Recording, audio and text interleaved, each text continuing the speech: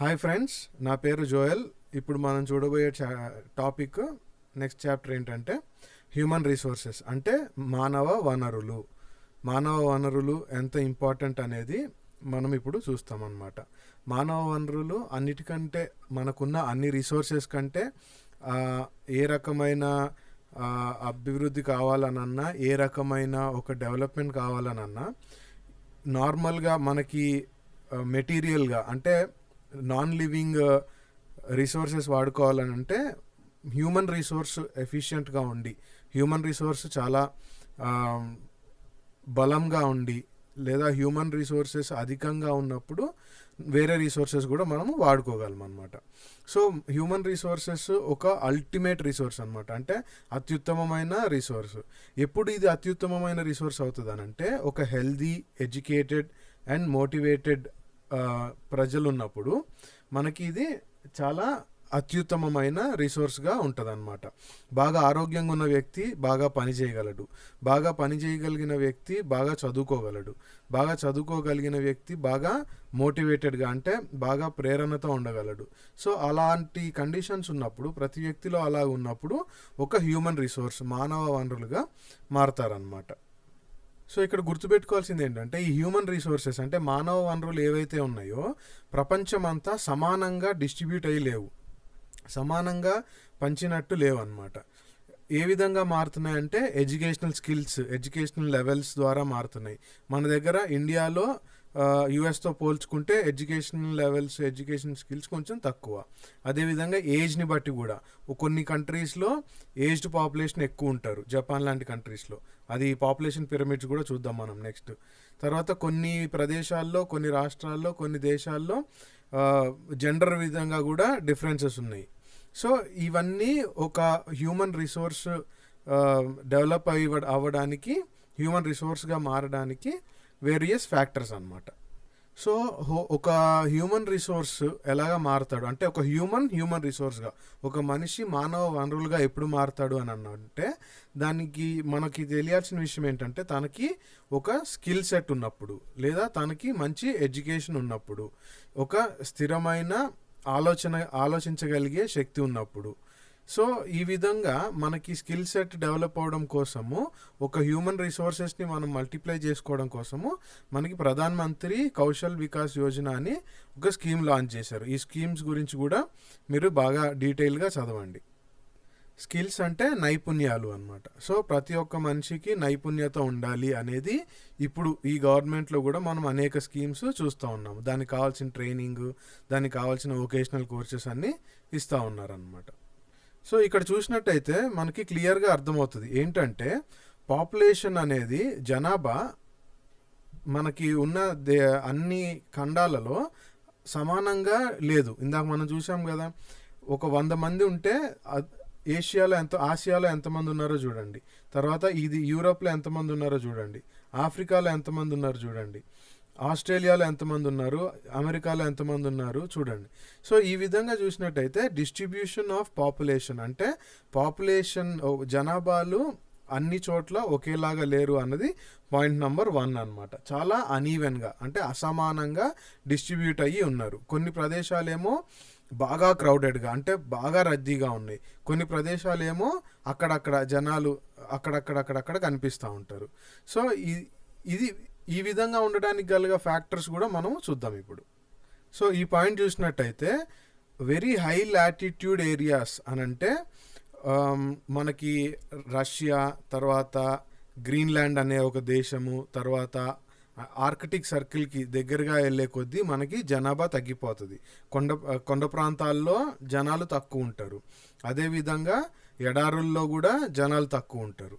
So ఈ విధంగా చూసుకున్నప్పుడు మనకి జనాలు ఎక్కువ ఎక్కడ కనిపిస్తారు, ఈక్వేటర్కి అంటే భూమధ్య రేఖకి దగ్గరలో ఎక్కువ కనిపిస్తారు, ట్రాపికల్ దేశాల్లో ఎక్కువ కనిపిస్తారు. అందుకనే ఇండియా, చైనా, తర్వాత ఆఫ్రికా, ఆ దేశాల్లో కూడా మీకు ఈవెన్ సౌత్ అమెరికాలో లేదా నార్త్ అమెరికాలో కూడా మీకు ఈక్వేటర్ చుట్టుపక్కల జనాలు ఎక్కువ కనిపిస్తారు. అలా అని చెప్పి మరి అడవుల్లో కూడా ఎక్కువ ఉండరు. సో ఎక్కడైతే బతుకుదెరువు అన్నిటికీ అనుకూలిస్తుందో అలాంటి ప్రదేశాల్లో ఎక్కువ ఉంటారు. మరీ చల్లగా ఉన్న ప్లేస్లో ఉండరు, మరీ వేడిగా ఉన్న ప్లేస్లో ఉండరు, ఎత్తైన ప్లేసెస్లో కూడా ఉండరు అనమాట మౌంటైన్స్ మీద. ఇంకో విషయం గమనించాల్సింది ఏంటంటే భూమధ్య రేఖ ఏదైతే ఉందో భూమధ్య రేఖకి పై భాగంలోనే ఎక్కువ మంది జనాభాలు ఉన్నారనమాట మన ప్రతి ఖండంలో చూసుకున్నా కానీ. అదేవిధంగా ఆసియా ఆఫ్రికా ఖండాల్లో ఉన్న పాపులేషన్ కలిపితే మన గ్లోబల్ అంటే వరల్డ్ మొత్తం ఉన్న పాపులేషన్లో 30% ఏషియా ఆఫ్రికాలోనే ఉన్నారు. ఆ విషయం కూడా మీరు గుర్తుపెట్టుకోండి. సో ఈ విధంగా పాపులేషన్ డిస్ట్రిబ్యూషన్ అంటే జనాభాని అన్ని చోట్ల ఒకేలాగా లేరు. ఒక దేశంలో ఎక్కువ, ఇంకో దేశంలో తక్కువ, ఒక ప్రాంతంలో ఎక్కువ, ఒక ప్రాంతంలో తక్కువ, ఆ విధంగా డిస్ట్రిబ్యూట్ అయి ఉన్నారనమాట. ఇంకో విషయం మీరు ఈ పాయింట్లో గుర్తుపెట్టుకోవాల్సింది ఏంటంటే 60% మన గ్లోబల్ పాపులేషన్ జనాభా ఏదైతే ఉందో అందులో 60% 10 కంట్రీస్లోనే ఉన్నారనమాట. ఈ గ్రాఫ్ చూస్తే మీకు క్లియర్గా అర్థమైపోద్ది. China, India, US. మనం త్వరలో ఇండియా హైయెస్ట్ పాపులేషన్ అవ్వబోతుందని రిపోర్ట్స్ కూడా చూస్తూ ఉన్నాము. సో ఈ విధంగా పాపులేషన్ డిస్ట్రిబ్యూషన్ ఉంది. హైయెస్ట్ చైనా ఉంది అనమాట. సో నెక్స్ట్ పాపులేషన్ డెన్సిటీ అంటే డెఫినేషన్ చూద్దాము. పాపులేషన్ డెన్సిటీ అని అంటే ఏంటంటే ఒక చదరపు కిలోమీటర్ ఏరియాలో ఎంతమంది పాపులేషన్ ఉన్నారు అనేది పాపులేషన్ డెన్సిటీ అని అంటాం అనమాట. సో పాపులేషన్ డెన్సిటీ మళ్ళీ ఇది కూడా కొన్ని చోట్ల ఎక్కువ, కొన్ని చోట్ల తక్కువ. ఢిల్లీ లాంటి ప్రాంతంలో తీసుకుంటే దగ్గరగా 1200 మంది ఒక చదరపు కిలోమీటర్లో ఉంటారు. అదే మీరు రాజస్థాన్ ఎడారిలో చూసుకుంటే అంతమంది ఉండరు. సో అది కూడా మారుతూ ఉందన్నమాట. యావరేజ్గా ఇండియాలో ఒక చదరపు కిలోమీటర్కి 382 మంది జనాలు ఉన్నారనమాట. ఈ విషయాన్ని మీరు గుర్తుపెట్టుకోండి. అదేవిధంగా వరల్డ్ మొత్తంలో చూసుకుంటే పాపులేషన్ డెన్సిటీ అంటే ఒక చదరపు కిలోమీటర్కి 51 మంది జనాలు ఉన్నారనమాట. Highest density, population density highest అత్యధికంగా ఎక్కడుందనంటే సౌత్ సెంట్రల్ ఏషియాలో ఉంది. సో ఇప్పుడు ఈ పాటికి మీ అందరికీ ఒక ఆలోచన వచ్చి ఉండాలి, అసలు ఎందుకు ఇంతమంది జనాలు ఉన్నారు, ఒక ప్రదేశంలోనే ఎక్కువ మంది జనాలు ఎందుకున్నారు, మరి ఇంకో ప్రదేశంలో తక్కువ మంది జనాలు ఎందుకున్నారు, అక్కడ జనాభా ఎక్కువ ఉండడానికి ఇంకో పక్క జనాభా తక్కువ ఉండడానికి గల కారణాలు ఏంటి, ఇవన్నీ చూస్తే మీకు ఏ ఫ్యాక్టర్స్ అర్థమవుతుంది. టోపోగ్రఫీ అనమాట. ఫస్ట్ ఫ్యాక్టర్ టోపోగ్రఫీ అని అంటే స్థలాకృతి తెలుగు మీనింగ్ దానికి. సో టోపోగ్రఫీని బట్టి కూడా జనాలు ఎక్కువ పాపులేటెడ్ ఏరియాస్లో ఉంటారు. ఇప్పుడు మనకి ఎగ్జాంపుల్ చూస్తే గంగా ప్లేన్స్ ఉన్నాయి. గంగా నది ప్రవహిస్తున్న ప్రతి రాష్ట్రంలో ఎక్కువ పాపులేషన్. మీరు కావాలంటే చూస్తే ఉత్తరాఖండ్, తర్వాత ఉత్తరప్రదేశ్, తర్వాత బీహార్, జార్ఖండ్, వెస్ట్ బెంగాల్. అంటే ఆ నదీ తీర ప్రాంతంలో ఎక్కువ జనాలు ఉన్నారు. ఎందుకనంటే ఎక్కువ అక్కడ ఎకనామిక్ యాక్టివిటీ, ఆర్థికంగా లాభపడే పనులు చాలా జరుగుతూ ఉంటాయి. మ్యానుఫ్యాక్చరింగ్ కూడా ఎక్కువ జార్ఖండ్, బీహార్ ఏరియాలో ఉన్నాయి. జరియా కోల్డ్ ఫీల్డ్స్ ఇంతకుముందు చాప్టర్లో చూసాం కదా మనము. సో ఈ విధంగా ఎకనామిక్ యాక్టివిటీకి తర్వాత సర్వీసెస్, ఈ యాక్టివిటీస్కి ఎక్కడైతే ఎక్కువ స్కోప్ ఉందో అక్కడ జనాలు ఎక్కువ కాన్సన్ట్రేట్ అయిపోయి ఉన్నారనమాట. అందుకనే హిమాలయాల్లో చాలా తక్కువ మంది పాపులేషన్, జనాభా తక్కువ, హిమాలయాల్లో జనాభా తక్కువ ఉంటారు. ఆ తర్వాత వచ్చే ఫ్యాక్టర్ ఏంటంటే క్లైమేట్, వాతావరణాన్ని బట్టి కూడా మారుతారు. ఎక్స్ట్రీమ్ క్లైమేట్స్ అంటే అత్యధికంగా టెంపరేచర్లు ఎక్కువ ఉన్న ప్లేసెస్, అంటే థార్ డెజర్ట్ లాంటి ప్లేసుల్లో ఎక్కువ మంది జనాలు ఉంటారు. మనం వరల్డ్ లెవెల్లో చూసుకుంటే సహారా డెజర్ట్స్లో ఎక్కువ మంది జనాలు ఉండలేరు. తర్వాత పోలార్ రీజియన్స్ అని అంటే మనకి ఆర్కిటిక్, అంటార్క్టికా, తర్వాత కెనడాలో కెనడా దేశంలో ఉత్తర కెనడాకి వెళ్ళే కొద్దీ జనాలు తగ్గుతూ ఉంటారు. సో ఈ విధంగా క్లైమేట్ కూడా ఒక ఫ్యాక్టర్ అన్నమాట. ఇంకో ఫ్యాక్టర్ ఏంటంటే సాయిల్, అంటే మీకు ఇంకా క్లియర్గా చెప్పాలంటే భూసారం. ఎక్కడైతే భూమి సారంగా ఉంటుందో, ఎక్కడైతే పంట బాగా పండుద్దో, కొన్ని ప్రదేశాల్లో 3 పంటలు వస్తాయి సంవత్సరానికి. మనకి గోదావరి జిల్లాలో కానీ, తర్వాత గంగా బ్రహ్మపుత్ర బేసిన్ ఏరియాలు కానీ. సో వరల్డ్ లెవెల్లో చూసుకుంటే నైల్ రివర్, ఈజిప్ట్లో నైల్ రివర్, ఇక్కడంతా పాపులేషన్ డెన్సిటీ చాలా ఎక్కువ ఉంటుంది, ఎక్కువ పాపులేషన్ ఉంటారు. ఎందుకు అని అంటే మళ్ళీ భూసారం ఉంది కాబట్టి ఎక్కువ అగ్రికల్చర్ చేయొచ్చు, ఎక్కువ అక్కడ తిండి పండించవచ్చు, తర్వాత ఎక్కువ వ్యవసాయం చేయొచ్చు. కాబట్టి జనాలు ఆ విధంగా సాయిల్ కూడా మెయిన్ ఇంకొక ఫ్యాక్టర్ అనమాట. తర్వాత వాటర్, నీళ్ళు అవైలబిలిటీ అనమాట. నీళ్ళు ఎక్కడ బాగా అవైలబుల్గా ఉంటే అక్కడ మళ్ళీ పాపులేషన్ ఎక్కువ ఉంటారు. ఎక్కడ తక్కువ అవైలబిలిటీలో ఉంటే అక్కడ తక్కువ జనాభా ఉంటారు అనమాట.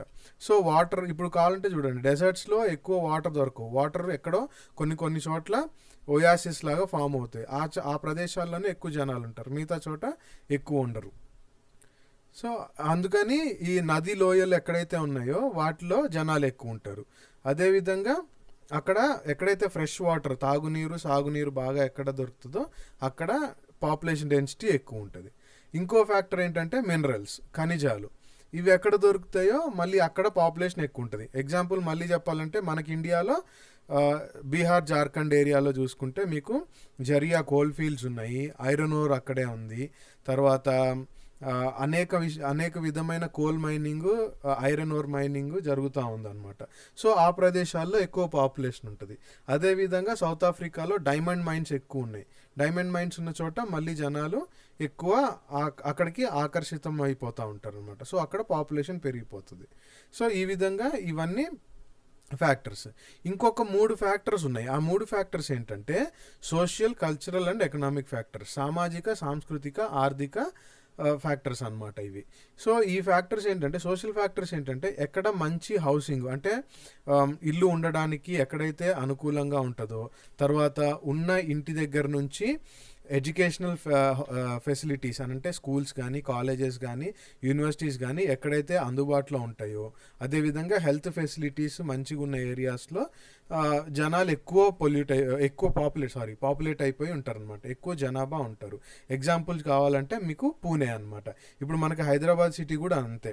హైదరాబాద్ సిటీ అంత ర్యాపిడ్గా అంత ఫాస్ట్గా డెవలప్ అవడానికి కారణం ఏంటంటే ఫెసిలిటీస్, మంచి హౌసింగ్. ఇప్పుడు తెలంగాణ గవర్నమెంట్ 2 BHK స్కీమ్ కూడా ఇస్తుంది. సో అందుకనే హౌసింగ్ ఇంపార్టెంట్. తర్వాత గవర్నమెంట్ స్కూల్స్ మంచిగా చేయాలని కూడా మనకి ఆంధ్ర గవర్నమెంట్ స్కూల్స్ మంచిగా చేయాలని చెప్పి నాడు నేడు ప్రోగ్రామ్ కూడా పెడుతుంది. హెల్త్ స్కీమ్స్, అనేక విధమైన health schemes, health insurance schemes, health facilities, హాస్పిటల్స్ని మెరుగుపరచాలని ఆంధ్ర గవర్నమెంట్ కూడా అనుకుంటుంది.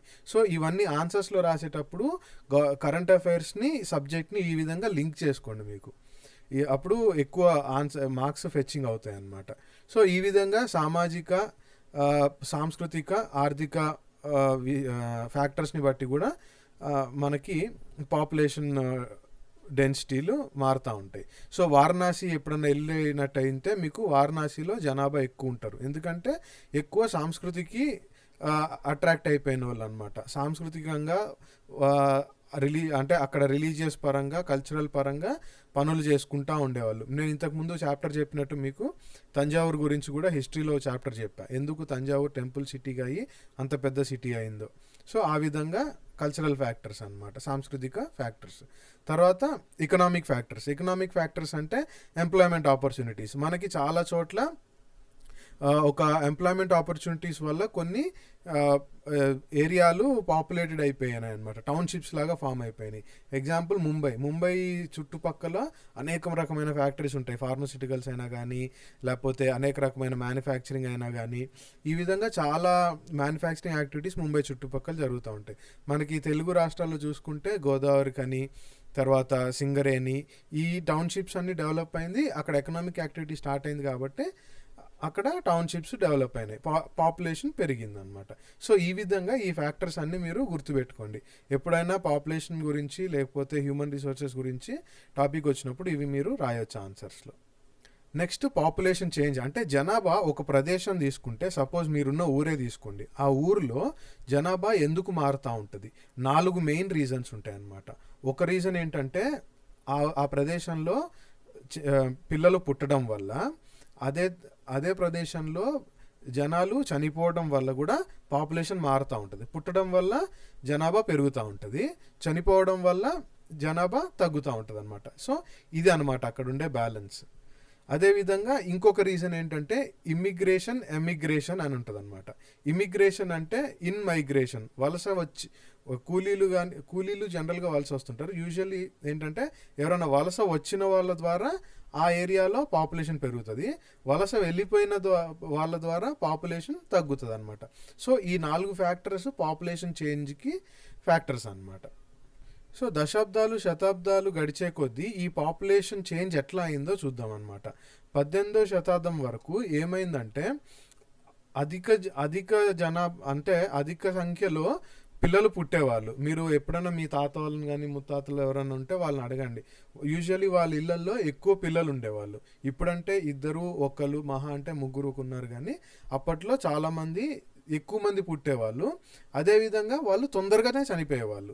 కొన్నిసార్లు కొన్ని కేసెస్లో ఒకనొక టైంలో లైఫ్ ఎక్స్పెక్టెన్సీ 45 50 55 ఆ రేంజ్లోనే ఉన్నదన్నమాట. సో ఇప్పుడు మీకు క్వశ్చన్, లైఫ్ ఎక్స్పెక్టెన్సీ యొక్క డెఫినేషన్ చెప్పండి.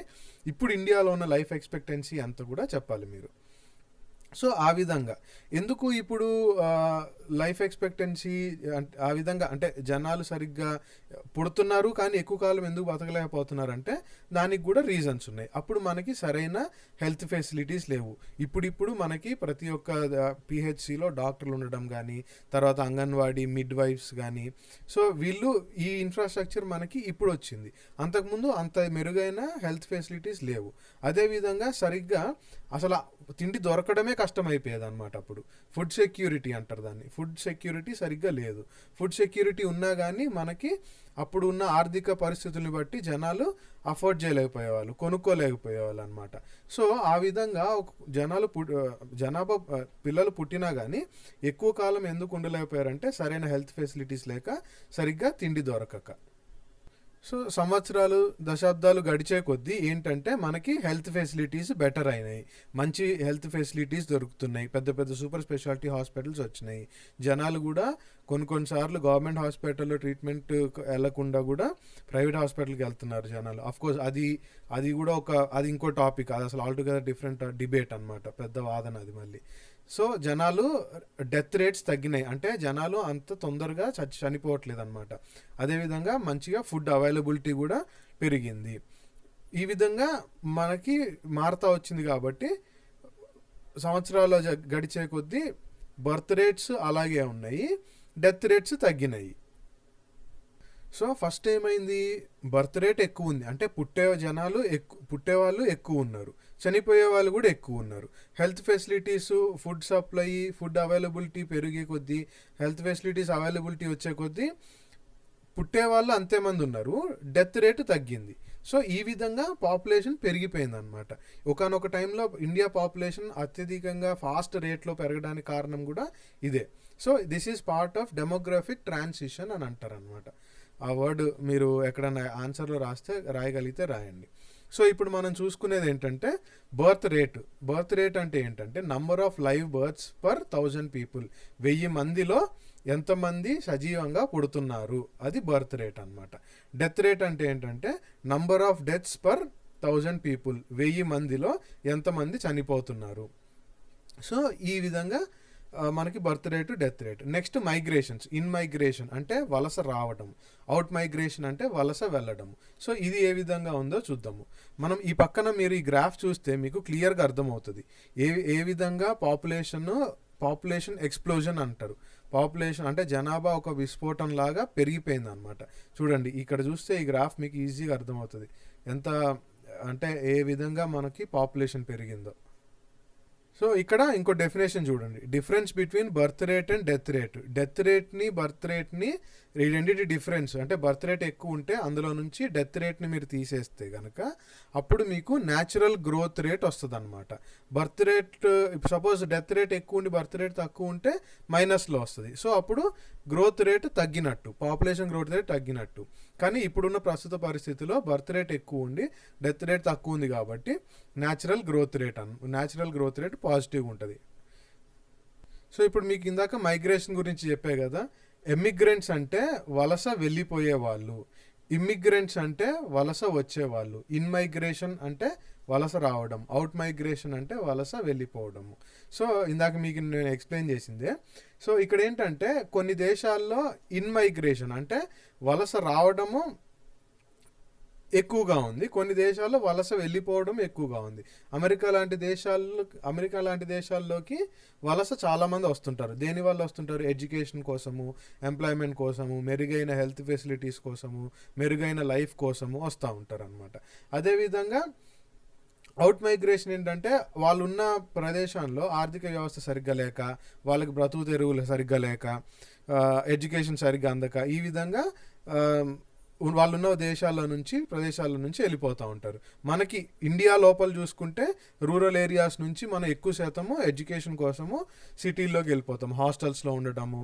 సో ఆ విధంగా మంచి ఎడ్యుకేషన్ కోసము, మంచి ఎంప్లాయ్మెంట్ కోసము మనము హైదరాబాద్ లాంటి సిటీస్కి, ఢిల్లీ లాంటి సిటీస్కి, ముంబై లాంటి సిటీస్కి వెళ్ళిపోతూ ఉంటాం అనమాట. సో ఎమిగ్రేషన్ ఈ విధంగా ఎఫెక్ట్ అవుతూ ఉంటుంది. Next, patterns of population change. అసలు కొన్ని దేశాల్లో పాపులేషన్ ఏ విధంగా మారిందో కొంచెం ఎగ్జాంపుల్స్ ద్వారా చూద్దాం మనం ఇప్పుడు. సో ఇప్పుడు ఏంటంటే మనకి గ్లోబల్ లెవెల్లో, వరల్డ్లో పాపులేషన్ పెరుగుతున్నప్పటికీ కూడా అన్ని దేశాల్లో పాపులేషన్ పెరగట్లేదు. కొన్ని దేశాల్లోనే పాపులేషన్ పెరుగుతుంది. అదేంటంటే ఇప్పుడు కెన్యా తీసుకున్నాం అనుకోండి. కెన్యా ఒకప్పుడు బర్త్ రేటు, పుట్టడం ఎక్కువ ఉండేది, డెత్ రేటు ఎక్కువ ఉండేది. ఇప్పుడు వాళ్ళు ఏ స్టేజ్కి వచ్చారంటే హెల్త్ ఫెసిలిటీస్ బాగున్నప్పటికీ బర్త్ రేటు, పుట్టడము ఎక్కువగానే ఉంది, డెత్ రేటు తగ్గింది అనమాట. సో ఆ విధంగా అక్కడ పాపులేషన్ గ్రోత్ రేట్ ఎక్కువ ఉంది. ఇప్పుడు మీరు యూకే లాంటి, అంటే యునైటెడ్ కింగ్డమ్, బ్రిటన్ లాంటి దేశాలు చూసుకుంటే, జపాన్ కూడా, ఇలాంటి దేశాల్లో ఏమైందంటే బర్త్ రేటు తక్కువ ఉంది, డెత్ రేటు తక్కువ ఉంది. సో ఈ విధంగా ఉన్నప్పుడు వాళ్ళ పాపులేషన్ పెరుగుతుంది కానీ చాలా స్లోగా పెరుగుతుంది అనమాట. సో ఈ రెండు ఎగ్జాంపుల్స్ మీరు చూడాలి ఇక్కడ. ఈ గ్రాఫ్ ఈ మ్యాప్ మీరు క్లియర్గా చూసినట్లయితే అర్థమవుతుంది. High and very high natural increase annual rate, అంటే ఒక సంవత్సరంలో హై పాపులేషన్ గ్రోత్ రేట్ ఎక్కువ ఆఫ్రికా దేశాల్లో ఉందన్నమాట. సో ఇక్కడ పాపులేషన్ కాంపోజిషన్, అంటే ఒక పాపులేషన్ ఏ విధంగా ఉంది, అసలు పాపులేషన్లో ఎవరు ఎలా ఉన్నారు, ఎవరి పరిస్థితి ఎట్లా ఉందని చూసుకుంటే, ఒక దేశం యొక్క పాపులేషను వాటి ఆర్థిక డెవలప్మెంట్, అంటే ఎకనామిక్ డెవలప్మెంట్, అంటే ఆర్థిక అభివృద్ధితో సంబంధం లేదు. మీకు ఎగ్జాంపుల్ చెప్పాలనంటే బంగ్లాదేశ్, జపాన్ చూసుకుందాము. రెండు డెన్స్లీ పాపులేటెడ్, అంటే పాపులేషన్ రెండు ఎక్కువగా ఉన్న దేశాలే. కానీ ఎకనామికల్గా చూసుకుంటే జపాను మరింత అభివృద్ధి చెందిన దేశం బంగ్లాదేశ్ కంటే. ఇప్పుడు జనాలు ఒక రిసోర్స్గా, జనాలు ఒక వనరులుగా ఉన్నారు లేదా లేరు అన్నది ఎలా తెలుస్తుంది అంటే వాళ్ళ క్వాలిటీస్ని గురించి మనకి చాలా తెలియాలి. ఒకటి, వాళ్ళ ఏజ్ గ్రూపు. ఒక 100 మంది ఉన్నారనుకోండి, ఏ ఏజ్ గ్రూప్లో ఎక్కువ మంది ఉన్నారు, తర్వాత మేల్స్ ఎక్కువ ఉన్నారా, ఫీమేల్స్ ఎక్కువ ఉన్నారా, ఉన్న వాళ్ళది లిటరసీ లెవెల్ ఏంటి, అంటే వాళ్ళు ఎంతవరకు చదువుకున్నారు, ఎంతవరకు చదవగలరు, వాళ్ళ హెల్త్ కండిషన్స్ ఏంటి, సరైన హెల్త్ కండిషన్స్ అంటే మెటర్నల్ మార్టాలిటీ రేటు, తర్వాత ఇన్ఫాంట్ మార్టాలిటీ రేట్స్ ఉంటాయి అన్నమాట, తర్వాత లైఫ్ ఎక్స్పెక్టెన్సీ ఉంటాయి. ఈ విధంగా వాళ్ళ హెల్త్ కండిషన్స్ ఏంటో ఈ ఫ్యాక్టర్స్ ద్వారా తెలుస్తాయి. తర్వాత ఎలాంటి ఉద్యోగాలు ఎక్కువ చేస్తున్నారు, వాళ్ళు ఆర్గనైజ్ సెక్టర్లో ఎక్కువ ఉన్నారా, అన్ఆర్గనైజ్ సెక్టర్లో ఎక్కువ ఉన్నారా, తర్వాత డైలీ వేజ్ లేబరర్స్ ఎక్కువ ఉన్నారా, తర్వాత లేకపోతే మేనేజర్ లెవెల్లో ఎక్కువ ఉన్నారా, వాళ్ళ ఇన్కమ్ లెవెల్స్ ఏంటి. సో ఈ ఫ్యాక్టర్స్ అన్నీ తెలిస్తే వాళ్ళు ఎంతవరకు ఒక రిసోర్స్గా, ఎంతవరకు ఒక వనరులుగా జనాలు ఉన్నారు అనేది మనకి అర్థమవుతుంది అనమాట. సో ఇప్పుడు మనం నెక్స్ట్ చూడబోయేది పాపులేషన్ పిరమిడ్ అనమాట. పాపులేషన్ పిరమిడ్లో మనకి తెలిసే డీటెయిల్స్ ఏంటేంటి అంటే మేల్స్, ఫీమేల్స్ ఎంత పాపులేషన్లో ఉన్నారు, అదేవిధంగా ఏ ఏజ్ గ్రూప్లో వాళ్ళు ఎక్కువ ఉన్నారు. సో ఇక్కడ మనకు తెలియబోయే రెండు విషయాలు ఏంటంటే age, gender differentiation, population distribution ఎట్లా ఉందో చూద్దాం. దీన్ని మనము పాపులేషన్ పిరమిడ్ అని అంటాం అనమాట. ఏజ్ సెక్స్ పిరమిడ్ అని కూడా అంటాము. సో ఇది ఎందుకు ఇంపార్టెంట్ అని చెప్తున్నానంటే 2 సార్లు యూపీఎస్సీలో దీనిలోంచి క్వశ్చన్ కూడా వచ్చింది. సో మీరు ఇక్కడ చూసినట్టయితే, సో పాపులేషన్ పిరమిడ్లో ఇప్పుడు 0 to 4 years ఏజ్, ఇవి ఏజెస్ అనమాట, ఏజ్ బ్రాకెట్ ఇవి. 0 to 4, 5 to 9, 10 to 14, 15 to 19. So ఈ ఏజ్ బ్రాకెట్ ఇది 85+ దాకా ఉన్నారనమాట. సో ఇక్కడ చూసినట్టయితే కింద 0 to 4 ఎక్కువ ఉన్నారని అంటే పుట్టిన పిల్లలు ఎక్కువగా ఉన్నారు. అదేవిధంగా ఇంకో విషయం మీరు చూడాల్సింది ఏంటంటే డిపెండెంట్ పాపులేషన్, ఇండిపెండెంట్ పాపులేషన్ అని రెండు ఉంటాయి అన్నమాట terms. So dependent population independent population ఉంటుంది. అంటే ఇప్పుడు డిపెండెంట్ పాపులేషన్ ఏంటంటే 15 సంవత్సరాల కంటే తక్కువ వయసులో ఉన్న వాళ్ళందరినీ డిపెండెంట్ పాపులేషన్ అని అంటాం. యంగ్ డిపెండెంట్ పాపులేషన్ అని అంటాం అనమాట. అంటే 15 సంవత్సరాల వరకు ప్రతి ఒక్కళ్ళము మన తల్లిదండ్రుల మీద ఆధారపడి ఉంటాము, డబ్బుల కోసం కానీ, హెల్త్ ఏదన్నా సరిగ్గా లేకపోయినా కానీ. మరి ముఖ్యంగా మనకంటూ 15 సంవత్సరాల వరకు మనకి ఏ ఆదాయం ఉండదు. సో మనము మన తల్లిదండ్రుల మీద ఆధారపడి ఉంటాము. అదేవిధంగా 65 సంవత్సరాల తర్వాత, అంటే రిటైర్ అయిపోయిన తర్వాత 65 సంవత్సరాలు పైబడిన వయసులో ఉండే వాళ్ళని ఎల్డర్లీ డిపెండెంట్స్ అంటాం అనమాట. వయసు పడిన డిపెండెంట్స్ అనమాట. సో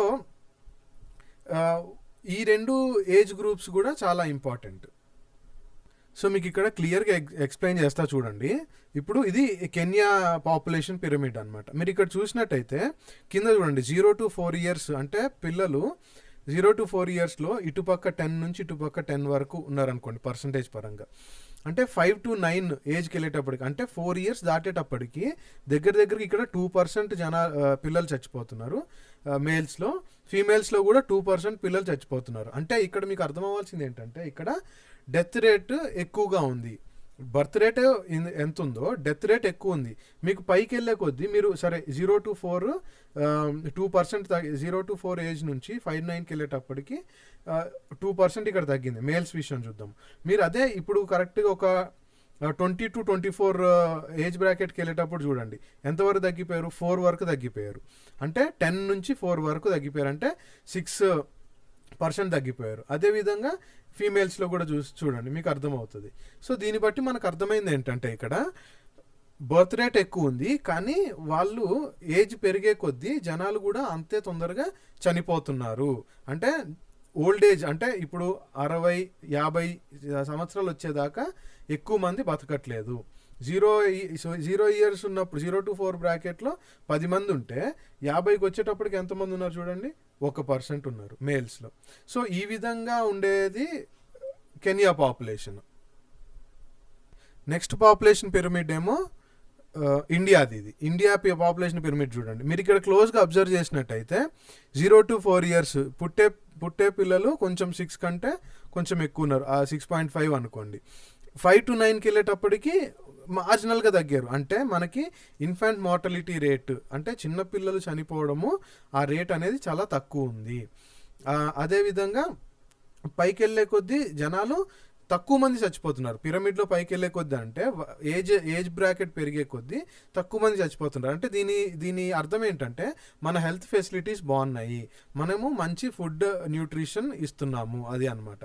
సో ఈ బ్రాకెట్లో కూడా జనాలు ఎక్కువ ఉన్నారు, 15 నుంచి 65 ఏజ్ బ్రాకెట్లో. అంటే యూత్ పాపులేషన్ ఎక్కువ ఉంది.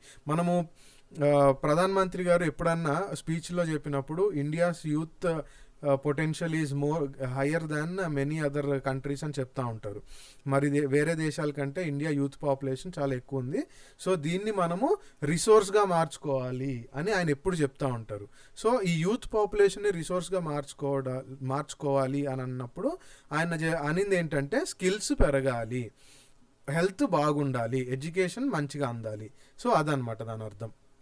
సో నెక్స్ట్ మనం చూడబోయేది ఏంటి అంటే, ఇది జపాన్ యొక్క పాపులేషన్ పిరమిడ్. అంటే జపాన్ను మీరు చూసినట్టయితే 0 to 4లో ఇంతమంది పుడుతున్నారు, కానీ 5 to 9లో అంతకంటే ఎక్కువ ఎందుకున్నారంటే, ఇక్కడ నుంచి అంటే 0 to 4 నుండి 5కి వెళ్ళే వాళ్ళు ప్రతి ఒక్కళ్ళు బతుకుతున్నారు. అదేవిధంగా కొత్తగా పుట్టేవాళ్ళు తగ్గుతున్నారు అనమాట. అందుకే 0 to 4 బ్రాకెట్లో తక్కువ మంది ఉన్నారు. తర్వాత 5 to 9లో ఎక్కువ మంది ఉన్నారు. అంటే వీళ్ళ పాపులేషన్ పిరమిడ్ బట్టి చూసుకుంటే బర్త్ రేటు తక్కువ ఉంది, డెత్ రేటు తక్కువ ఉంది అనమాట. సో అందుకనే ఈ 15 to 65 పాపులేషన్లో 15 to 65 ఏజ్ గ్రూప్ బ్రాకెట్లో చాలామంది ఇంకా యూత్ పాపులేషన్ ఉందన్నమాట ఇక్కడ వీళ్ళు చెప్పేదాన్ని బట్టి. సో జపాన్లో పాపులేషన్ కంట్రోల్ బాగా జరిగింది అని దీని అర్థం అనమాట. సో మీరు ఇక్కడ ఇప్పుడు జపాన్లో ప్రాబ్లం ఏంటంటే, అక్కడ పాపులేషన్ ఏజింగ్ అయిపోతుంది. అంటే వయసు